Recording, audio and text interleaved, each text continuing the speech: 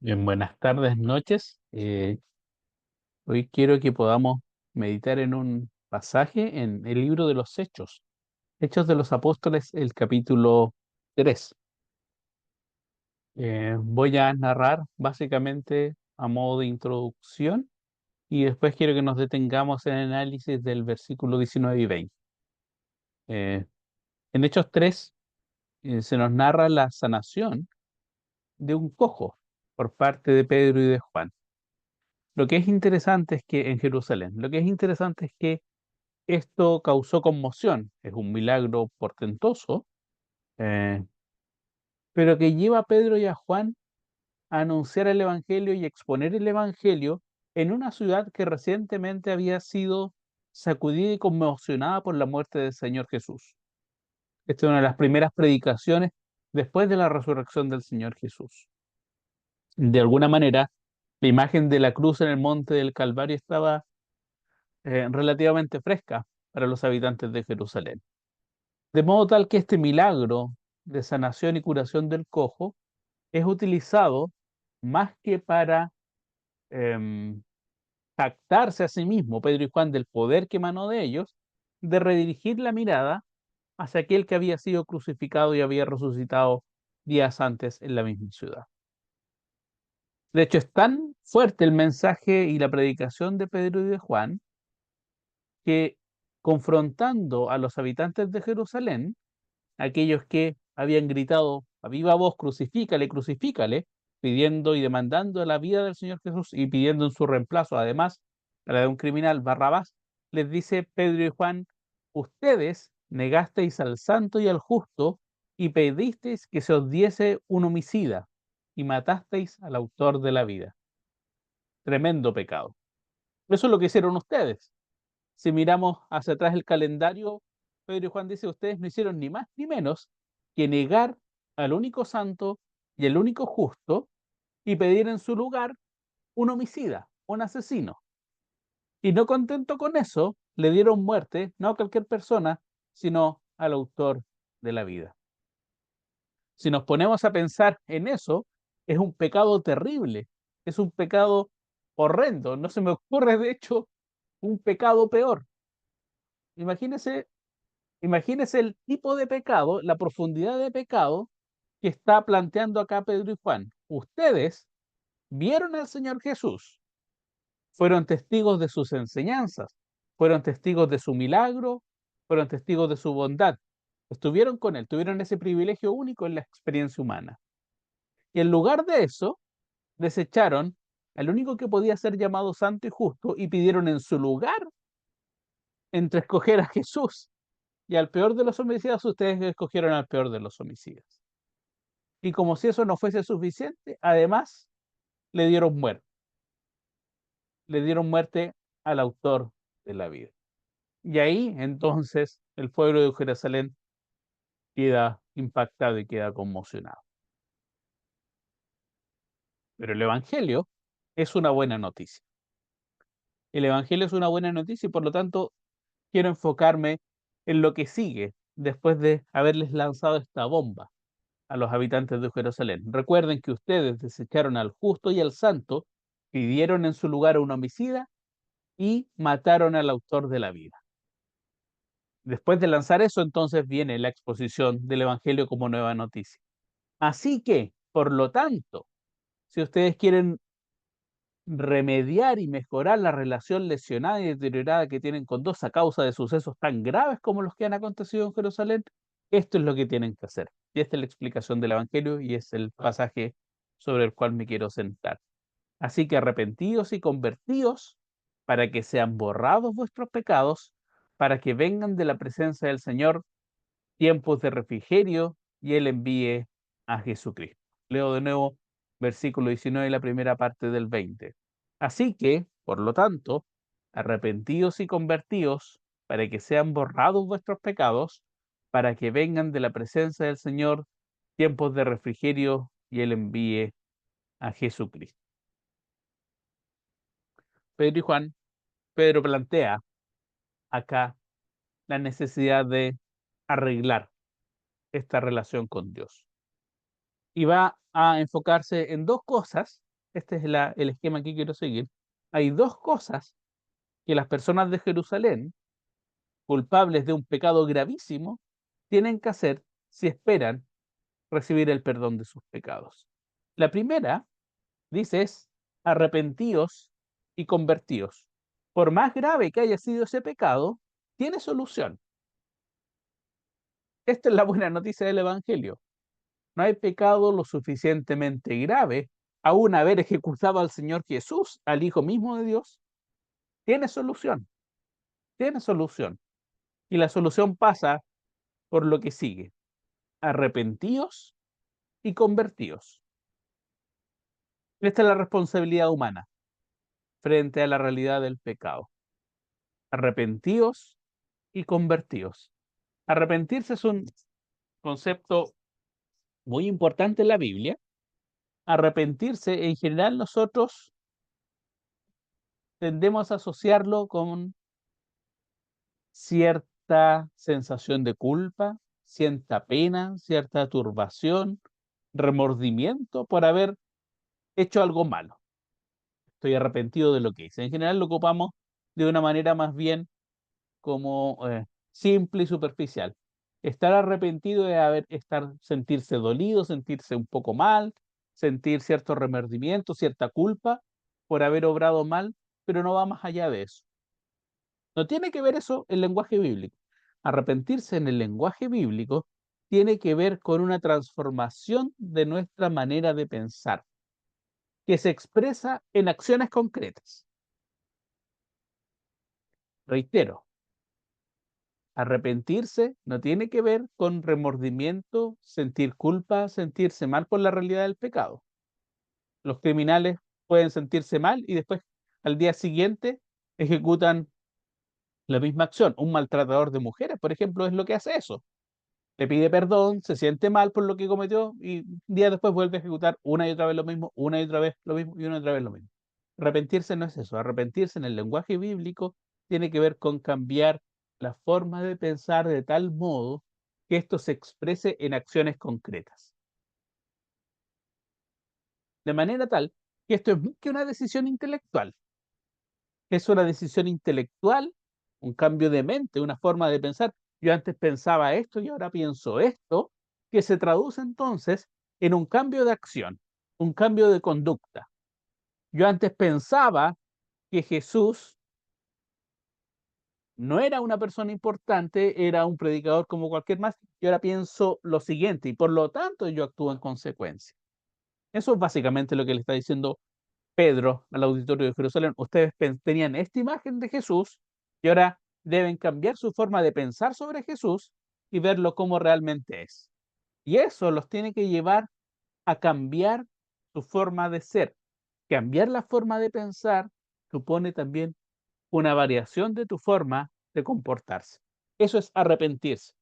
Arrepentirse no es sentir, insisto, culpa ni remordimiento. Arrepentirse es cambiar la forma de pensar y eso se expresa necesariamente en un cambio de conducta, un cambio en acción. Y como si no fuera suficientemente claro, Pedro añade otra cosa, dice, arrepentíos y convertíos. Convertíos es mucho más enfático y mucho más fuerte. ¿Sabe por qué? Porque si arrepentirse tiene la connotación de que usted cambia su forma de pensar y por lo tanto eso se traduce en una nueva conducta, convertíos significa que usted seguía una dirección y de repente gira sobre su eje y toma otra dirección. Mire qué interesante. Pedro le está diciendo, ustedes tienen que cambiar su forma de pensar de tal manera que si antes iban en esta dirección, ese cambio de mentalidad, ese arrepentimiento, los gire y los lleve hacia otra dirección, hacia una dirección totalmente distinta, un giro en 180 grados. Ustedes iban hacia allá y ahora su cambio de mentalidad y de mente, su arrepentimiento los guía hacia otro lado. Y que tiene que ver con retornar a Dios. Vuélvanse a Dios. La idea de Pedro es vuélvanse a Dios. Eh, ¿A quién debemos retornar? ¿Por qué debemos volvernos a Dios? ¿Acaso piense lo siguiente? Capaz que usted no se sienta tan lejos de Dios. usted piense que su vida no ha sido construida a espaldas de Dios, sino en cercanía con Dios. Pero la Biblia señala que si usted está en sus pecados, usted está trazando su propia dirección, su propia ruta. Hace las cosas a su manera, como, como cantaba Frank Sinatra hace muchos años. Hago las cosas a mi manera, forjo mi propio destino, forjo mi propio camino, construyo mi propia ruta. Yo soy mi propia brújula, yo soy mi propio referente, yo soy mi propio GPS. Eso es lo que dicen las personas, sin Cristo, sin Dios. Cada uno construye, cada uno es su propia brújula moral. Pero eso, en lugar de acercarte a Dios, te aleja de Dios. Y por lo tanto, lo que hace el arrepentimiento y la conversión es que si tú antes ibas paulatinamente alejándote de Dios, ahora tomas conciencia de tu real situación, de la gravedad del pecado, y por lo tanto retornas hacia Dios, te vuelves hacia Dios. Arrepentíos y convertíos. Son dos cosas que tú tienes que hacer. Arrepentirse es ser plenamente consciente de la realidad y gravedad de tu pecado, de ese pecado que te separa, que ofende continuamente a Dios, que tú no puedes por lo demás solucionar por tus propios esfuerzos. Requieres cambiar tu forma de pensar el pecado, y esa forma de pensar en el pecado te va a conducir hacia un cambio de dirección en tu vida. Dicho en otros términos, una vida de pecado sin Dios tiene un destino. Parece que vas dando tumbos de tumbo en tumbo, como que andas perdido, como cuando alguien anda por una ruta desconocida, sin GPS, sin internet. Probablemente se va a perder. Ahora, lo que sabemos a ciencia cierta por las escrituras es que una persona que construye su propio camino sin Dios, igual va a llegar a un punto, igual va a llegar a un destino. Y ese destino, amiga y amigo, en términos bíblicos se llama infierno. Construir tu propia ruta, tu propia trayectoria, tu propia vida a espaldas a Dios, te va a conducir a un único destino. Y ese destino se llama el infierno. Y Dios no quiere que ese sea tu destino. Por eso te conmina diciendo, arrepiéntete y conviértete.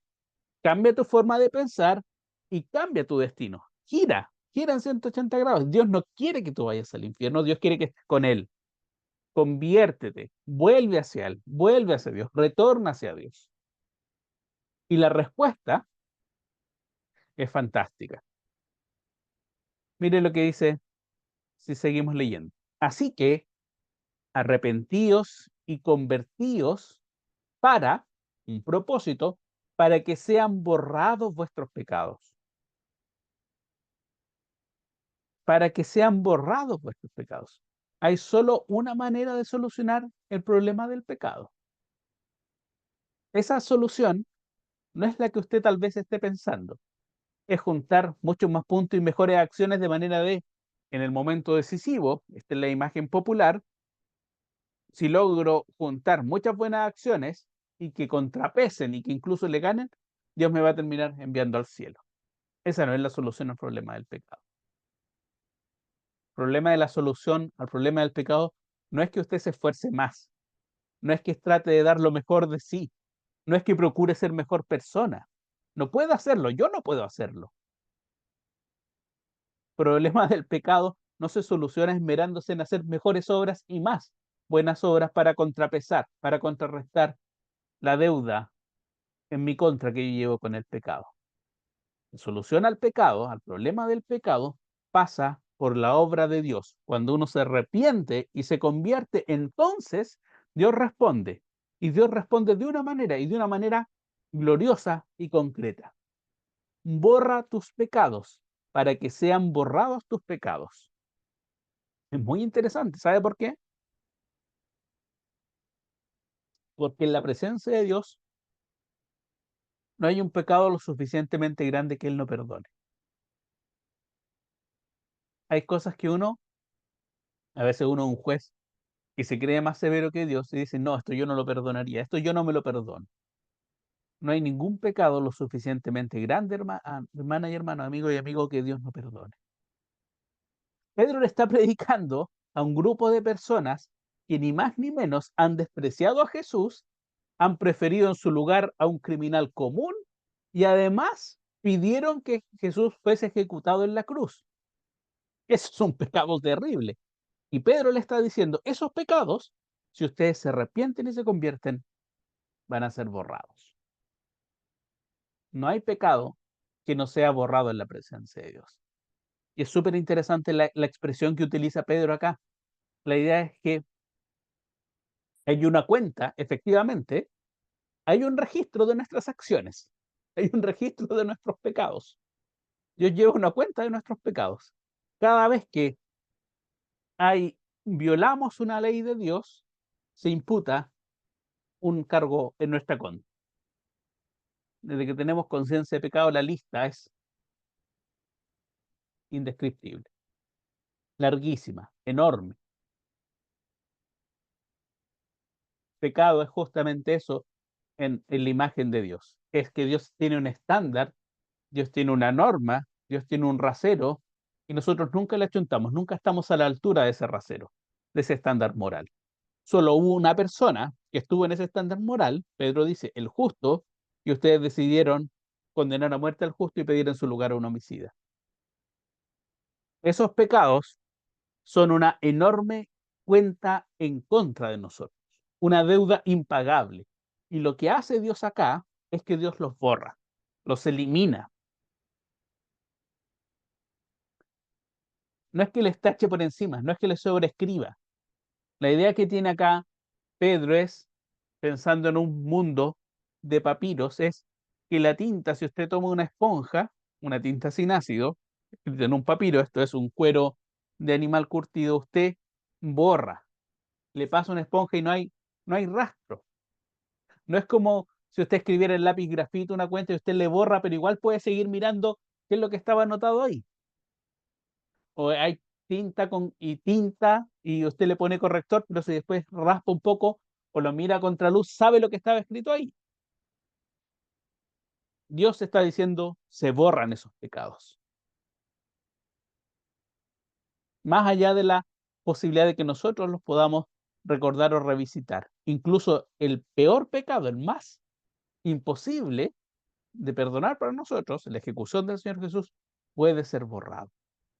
Elimina por completo, no deja rastro. Dios cuando perdona no es como nosotros, amiga y hermano y hermano, no es como nosotros.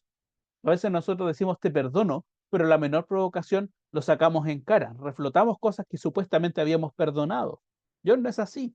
Dios cuando dice borra los pecados, los borra, los elimina por completo si no deja huella de ellos, no deja ninguna huella, ninguna traza. Otro pasaje de la Biblia dice que el Señor toma los pecados que son perdonados y los arroja al fondo del mar.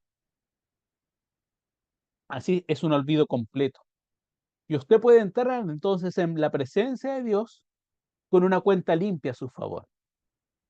Con una cuenta limpia a su favor, no porque usted logró juntar un montón de buenas acciones y pagar esa deuda es impagable.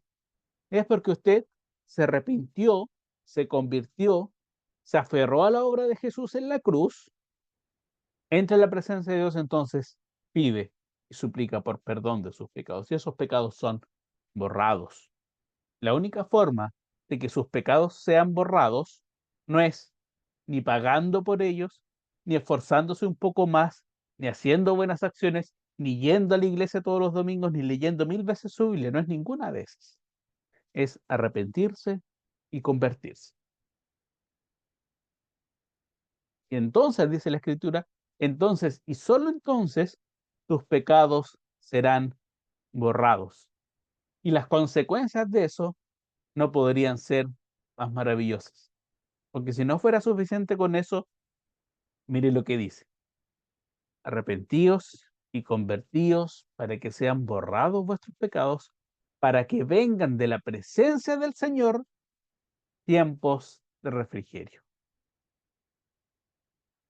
Para que vengan de la presencia del Señor tiempos de refrigerio.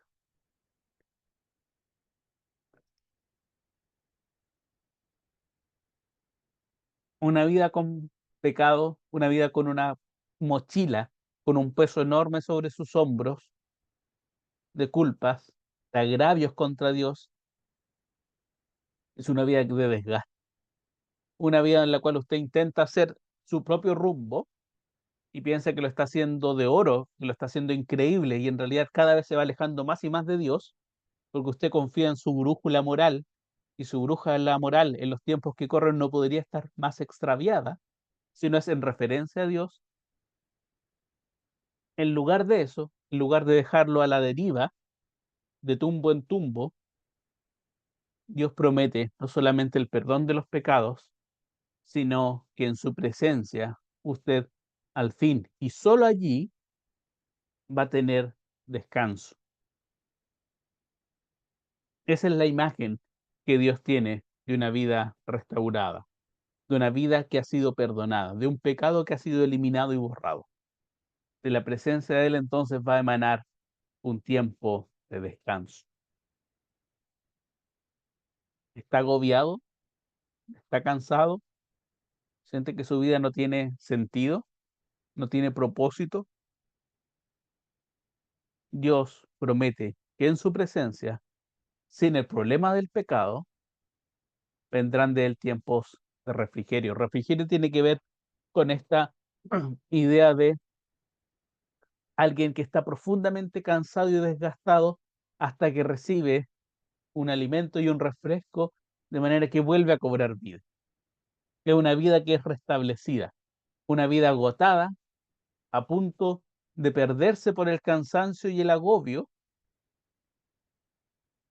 tiene un momento en el cual es refrescado y cobra nueva vida.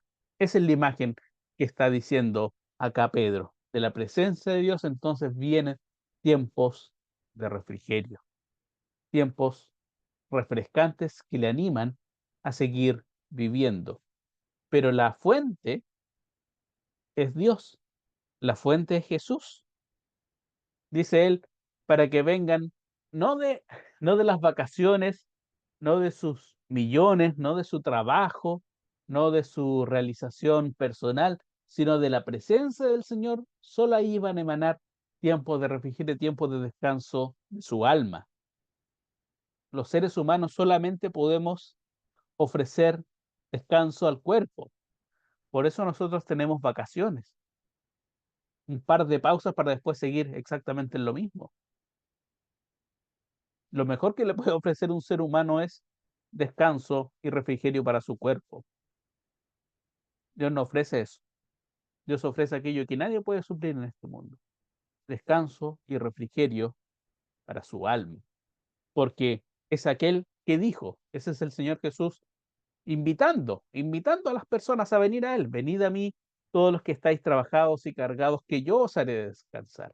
Jesús es la fuente de ese sustento y de esa calma para el agobio. Vengan a mí, dice él. No dice vengan a una iglesia, dice vengan a mí. Yo soy la fuente de ese descanso, porque yo los haré descansar, exclama el Señor Jesús. Y es lo mismo que está probablemente recordando esa imagen Pedro acá diciendo, para que vengan de la presencia del Señor tiempos de refrigerio, y añade la primera parte del versículo 20, y Él envíe a Jesucristo. Que la razón del descanso de nuestras almas es Jesús, es la presencia de Dios, es la presencia de Jesús. ¿Por qué? Porque Él es el que resolvió el problema del pecado. Por su obra, el peor de los pecados puede ser borrado en presencia de Dios. Por su obra, el alma más cargada, el alma más atribulada, el alma más desgastada, el alma más abatida, puede encontrar refugio, puede revivir, puede cobrar nueva vida, puede encontrar realmente descanso. Ese descanso no lo ofrece ni una terapia, ni un centro vacacional, ni siquiera una religión, ni siquiera una iglesia. Lo ofrece una persona, Jesús, porque Él cargó en la cruz con el pecado de todos nosotros, porque por su obra, el justo muriendo por nosotros los injustos, nuestros pecados, que separan nuestra comunión con Dios, ahora son borrados. Y por lo tanto, Él nos invita a acudir a Él. Él nos invita a acudir a Él para encontrar en Él tiempos de descanso.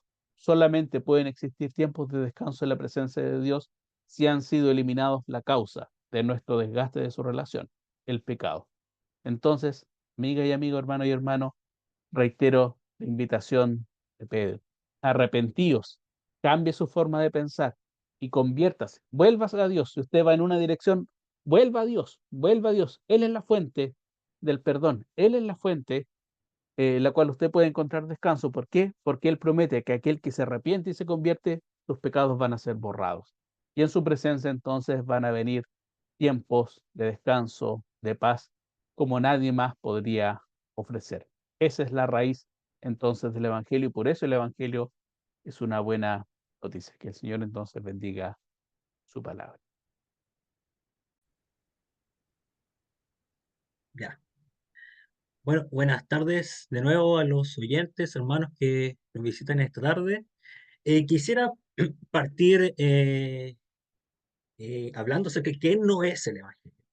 Hay en el mundo, nosotros escuchamos eh, muchas cosas equivocadas acerca de lo que es Evangelio y realmente molesta y realmente alejan a los que con corazón sincero se acercan para poder escuchar acerca de Dios. Por ejemplo, no es el Evangelio, no es un mensaje para obtener prosperidad económica o abundancia material. No es un mensaje para darles una salud física, ¿viste? Acércate a Jesús y tus enfermedades van a ser sanadas. No se trata de eso. Tampoco es un mensaje que tiene que ver para que usted va a arreglar sus problemas personales, maritales, o un mensaje de superación personal. No se trata de eso el Evangelio. Eh, no sé si han escuchado, cree en Dios y tendrás salud, dinero y éxito en esta vida. Totalmente alejado de lo que es realmente el Evangelio, conforme a lo que dice la palabra de Dios. Y destaco aquí la palabra de Dios, porque ciertamente los hombres han tergiversado lo que es el Evangelio para tener beneficio personal. Es cosa que usted coloque la radio y va a escuchar. Si tú quieres que Dios te bendiga, si tú quieres que Dios ayude a tu familia y coloca en una cuenta corriente, deposita, y mientras más tú deposites, más bendición tendrás en tu vida y va a poder alcanzar a Dios. ¿Qué cosa más aberrante es eso? Por tanto, si usted piensa que eso es lo que vamos a escuchar ahora, está equivocado. El Evangelio es mucho más que eso y algo que trasciende esta corto pensamiento, esta corta vista, sino que trasciende a la eternidad. Y eso es lo que vamos a ver en estos momentos. Y para poder ver lo que es el Evangelio, primero hablemos de lo que es el pecado. Usted conoce, y yo creo que sabe, que existe la ley de Dios y podemos ver que la ley de Dios se puede entender en los 10 mandamientos. Sabemos que eh, no es solamente existen 10 mandamientos, hay más de 600 normas, preceptos que están en la Biblia, en el Antiguo Testamento, que es la ley de Dios. Pero solamente para que usted entienda, eh, la ley es, como dice acá Romanos 3:20, por medio de la ley es el conocimiento del pecado. ¿Usted es pecador? ¿Usted es pecadora? Veamos, saquémonos una radiografía respecto a nosotros mismos, cómo nos ve Dios respecto a la ley de Dios. Solamente aquí coloqué algunos mandamientos y vamos a ir respondiendo. Usted respóndase a sí mismo. Dice, no hurtarás. ¿Usted lo conoce? La pregunta, ¿usted alguna vez ha robado algo que no es suyo? No codiciarás. ¿Alguna vez ha tenido usted envidia de otro o de otra? ¿Ha codiciado alguna vez usted en su corazón? No cometerás adulterio. Fíjese que el Señor Jesucristo interpretó el espíritu de este mandamiento. Leamos en Mateo 5, Mateo capítulo 5, versículos 27 y 28. Mateo 5, 27. Oíste que fue dicho, no cometerás adulterio, pero yo os digo que cualquiera que mira a una mujer para codiciarla, ya adulteró con ella en su corazón. O sea, si usted solamente la mira a una mujer o a un hombre, podemos decirlo también, para codiciarla, ya adulteró en su corazón, en su corazón. Fíjese en el siguiente, no matarás. Mateo 5, capítulo 5, versículos 21 y 22.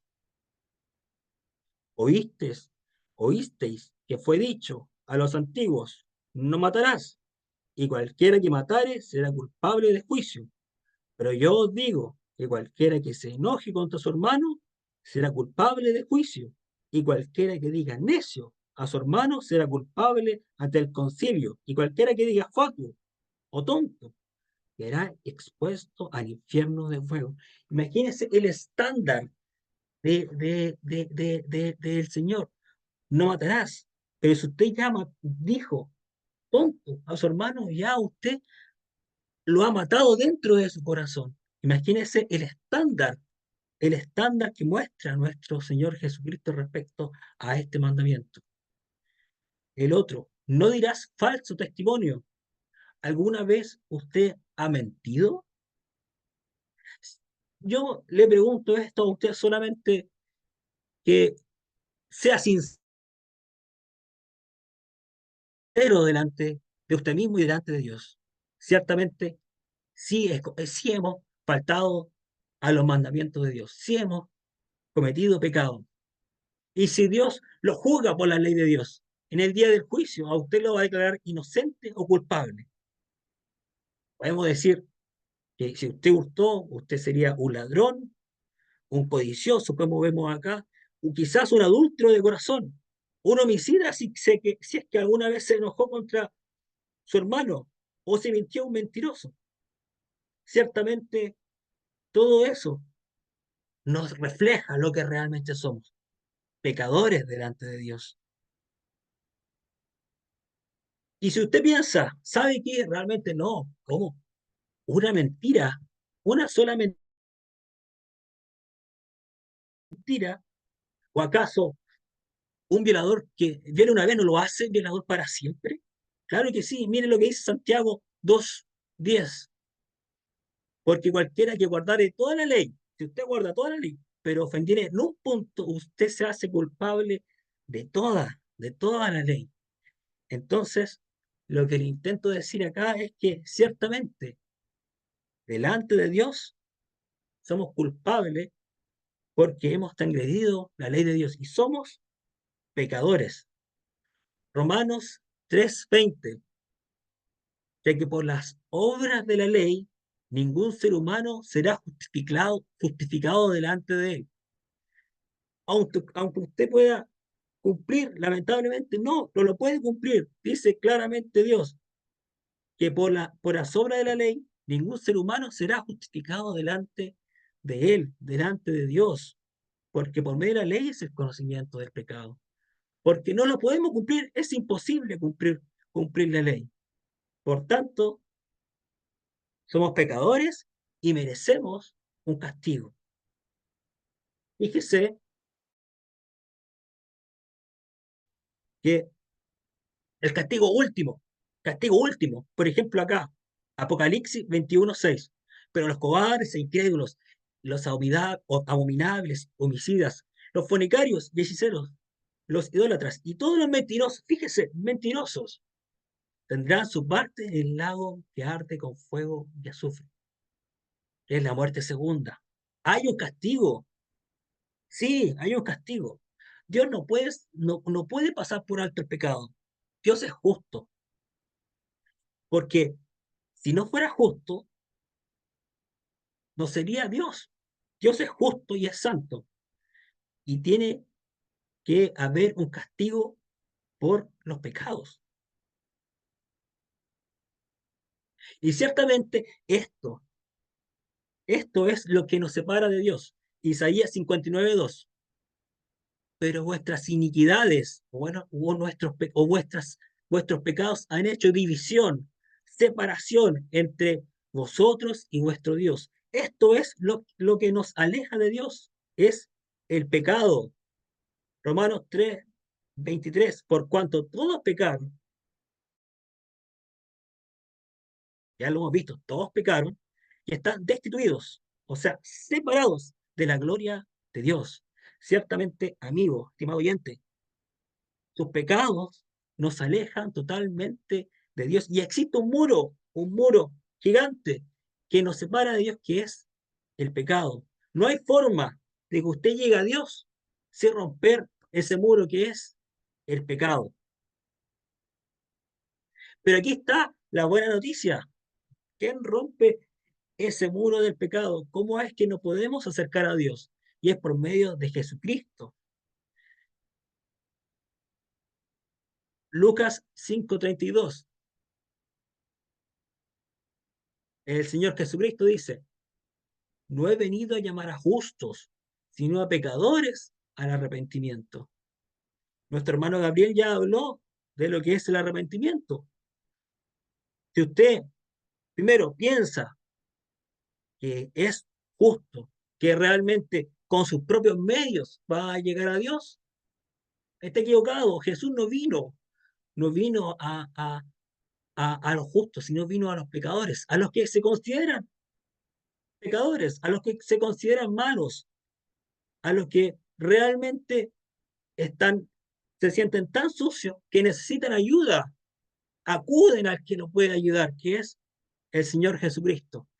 Y el arrepentimiento, como dijo nuestro hermano Gabriel, implica un cambio de pensamiento. Y ese cambio de pensamiento va acompañado de un cambio de conducta. Pensemos lo que pasó con Saqueo. Saqueo se arrepintió de su pecado, de todo lo que él defraudaba. Y su cambio de conducta se ve en el hecho de que él devolvió 4 veces más de lo que él había defraudado. Hubo un cambio dentro de él. Y efectivamente hubo un cambio respecto a lo que él sentía respecto al pecado. El pecado ya no le daba lo mismo. ¿Me entiende? Entonces, para poder acercarse a Dios, primero tiene que haber un arrepentimiento, un cambio de pensamiento respecto al pecado, respecto a nuestro Señor Jesucristo. Ahora bien, ¿es suficiente con arrepentirse? Piense lo siguiente: usted cometió una falta de tránsito y usted va donde el juez y dice: ¿sabe qué? Realmente sí, se arrepiente. Y el juez le dice: sí, ok, pero tienes que pagar la multa, tienes que pagar la multa. Ciertamente hay que pagar la multa. El, el, el- el- el castigo por los pecados tiene que ser pagado por alguien. El castigo por sus pecados tiene que ser pagado por alguien. Efectivamente, lo pagó nuestro Señor Jesucristo. Fíjese lo que dice 1 Corintios 15, del 1 al 4. Además, os declaro, hermanos, el evangelio que os he predicado, el cual también recibisteis, en el cual también perseveráis, por el cual asimismo, si retenéis la palabra que os he predicado, sois salvos, si no creísteis en vano. Porque primeramente os he enseñado lo que asimismo recibí, que Cristo murió por nuestros pecados conforme a las Escrituras, que fue sepultado y que resucitó al tercer día conforme a las Escrituras. Ahí está. Cristo murió por nuestros pecados. Arrepentimiento y el pago de esa deuda. El pago de aquello que nos separa de Dios. Nuestros pecados. Cristo murió por nuestros pecados. Eso es lo que dice, no yo, sino la palabra de Dios. Fíjese lo que dice Primera de Pedro 2:24, capítulo 2, versículo 24, quien llevó el mismo nuestros pecados en su cuerpo sobre el madero, para que nosotros, estando muertos al pecado, íbamos a hacer la justicia, y por cuya herida fuiste sanados. Ciertamente, el castigo por nuestros pecados fue llevado por nuestro Señor Jesucristo en su cuerpo, y dice, sobre el madero. ¿Qué madero? El madero de la cruz. Y ciertamente una cosa que usted tiene que saber y entender, querido oyente, es que no fue fácil, no es una cosa poca, porque nuestro Señor Jesucristo llegó hasta la cruz, fue crucificado, pero en la cruz pasaron cosas increíbles, donde el castigo que era contra usted, la deuda que usted tenía, el castigo por sus pecados, lo tomó el Señor Jesucristo y Él lo pagó por usted, para que el día de su juicio, el día que le toque a usted llegar adelante en la presencia de Dios, lo juzgue por lo que usted haga con el Señor, porque el Señor sufrió lo que usted merecía. Fíjese lo que dice Isaías 53, del 5 al 6. Mas el herido fue por nuestras rebeliones, molido por nuestros pecados. El castigo de nuestra paz fue sobre él, y por su llaga fuimos nosotros curados. Todos nosotros nos descarriamos como ovejas, cada cual se apartó por su camino, mas Jehová cargó en él el pecado de todos nosotros. Ahí está, ahí está, querido amigo, coloque atención en esto, porque esto le puede hacer transformar su vida para siempre. Ahí está el Evangelio, que ciertamente usted es pecador, pecadora, que el Señor Jesucristo vino a los pecadores, debe reconocer su pecado delante de Dios, cambiar su pensamiento respecto al pecado, y que la deuda está pagada no por lo que usted hizo, sino porque lo que hizo el Señor Jesucristo por usted. Lo que Él hizo en la cruz del Calvario fue tomar sus pecados, tomar su deuda y Él pagarla. Y sufrió, ciertamente, Él fue molido por sus pecados.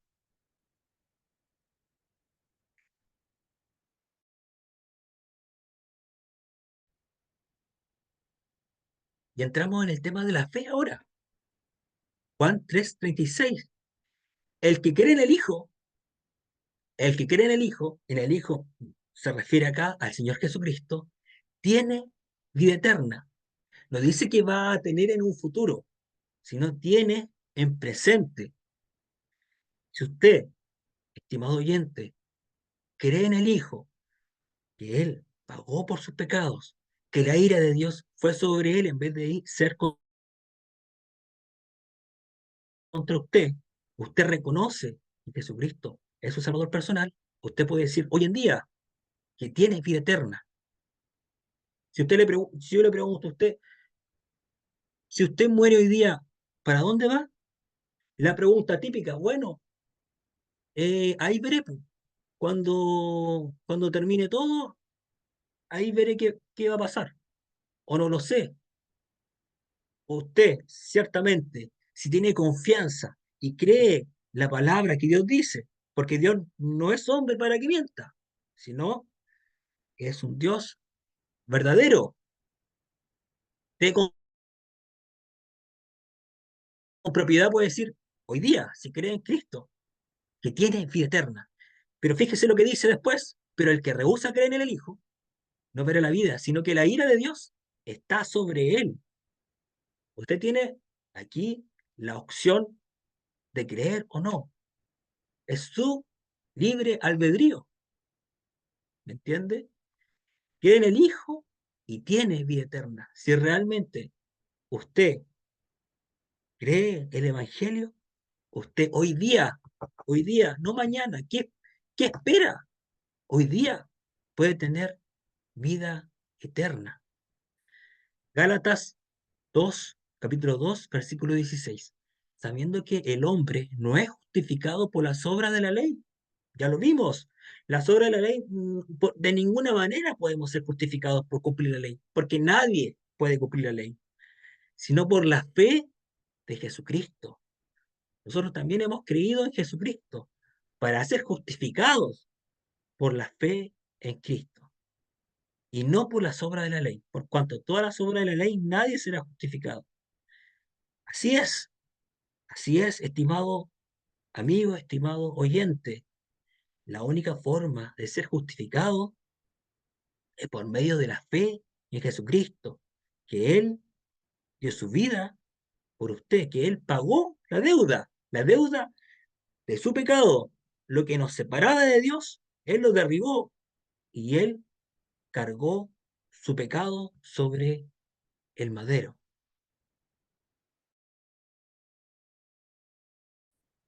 Y ciertamente esto es un mensaje urgente, es un mensaje urgente.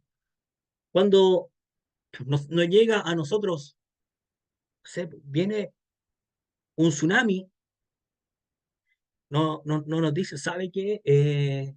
Puede que venga un tsunami y si usted quiere puede subir a lo alto o se puede quedar acá. No, es un mensaje urgente, el Evangelio. Ya, toma una decisión ahora ya, porque las consecuencias son eternas. Tome la decisión ahora. Mire lo que dice 2 Corintios 6:2. En tiempo aceptable te he oído, y en el día de salvación te he socorrido. He aquí ahora el tiempo aceptable. He aquí ahora el día de salvación. No deje, amigo, amiga, estimado oyente, no deje para mañana tomar la decisión respecto a su vida eterna. Es una decisión trascendental. No tiene que ver con éxitos personales acá en la tierra. No tiene que ver con salud física. No tiene que ver con tener posesiones materiales. Tiene que ver con su alma y su destino eterno. No, no, no. Si usted piensa, ¿cuánto puede vivir aquí en la tierra? Quizás 100 años. No lo sabemos. Nadie tiene comprada la vida. Pero ¿qué es eso respecto a la vida eterna? ¿O qué es eso respecto a una condenación eterna? Yo conversaba con un compañero de trabajo y le predicaba el evangelio y me decía, ¿sabes qué? Cuando esté a punto de morir, en el momento último, ahí voy a pensar y puede que me arrepienta, pero en el momento último de mi vida, yo le decía, ¿sabe qué? Usted pareciera que tuviera comprada su vida y usted supiera el momento que ha de partir en esta vida. Nadie lo sabe. Si usted parte de este mundo sin Dios, usted estaría condenado a un destino eterno y un destino eterno de condenación, un destino eterno sin Dios y sin esperanza. Lo que le esperaría sería el castigo eterno por despreciar la salvación, despreciar al Hijo de Dios que vino a entregar gratuitamente la salvación de nuestras almas.